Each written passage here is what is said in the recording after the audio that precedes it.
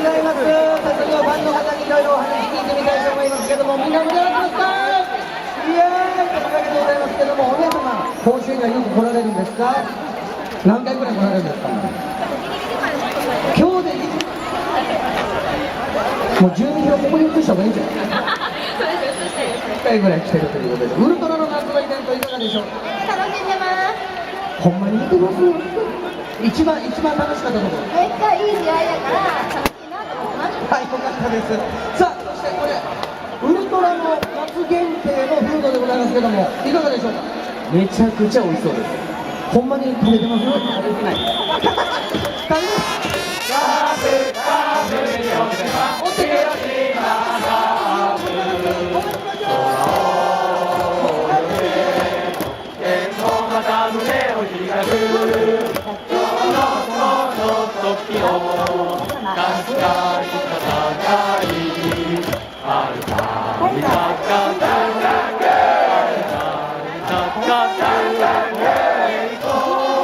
旗を立てよ